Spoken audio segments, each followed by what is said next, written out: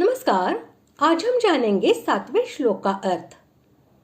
विज्ञान सहित ज्ञान का वर्णन करते हुए भगवान ने यहाँ तक प्रभाव सहित अपने निराकार स्वरूप का तत्व समझाने के लिए उसकी व्यापकता, असंगता और निर्विकारता का प्रतिपादन किया।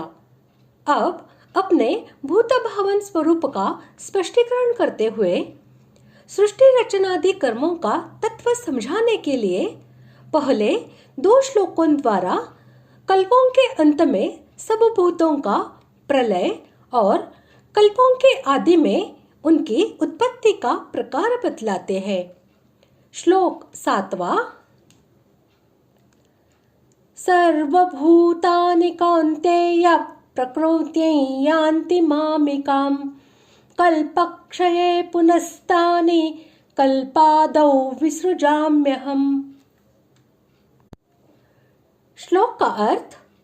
हे अर्जुन, कल्पों के अंत में सब भूत मेरी प्रकृति को प्राप्त होते हैं, अर्थात प्रकृति में लीन होते हैं और कल्पों के आदि में उनको मैं फिर रचता हूँ।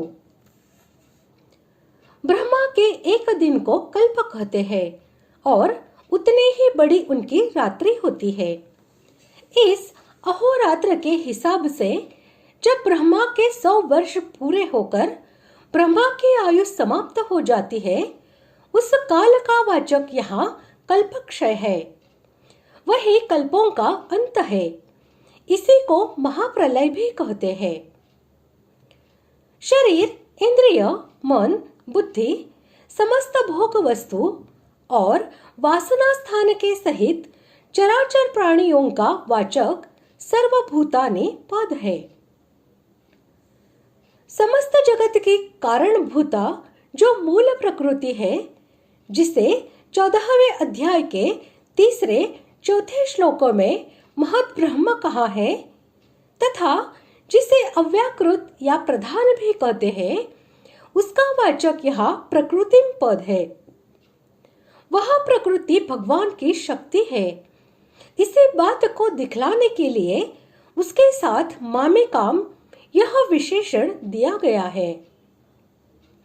कल्पों के अंत में समस्त शरीर, इंद्रिय, मन, बुद्धि, भोग सामग्री और लोकों के सहित समस्त प्राणियों का प्रकृति में लय हो जाना अर्थात उनके गुणकर्मों के संस्कार समुदाय रूप कारण शरीर सहित उनका मूल प्रकृति में विलीन हो जाना ही सब भूतों का प्रकृति को प्राप्त होना है।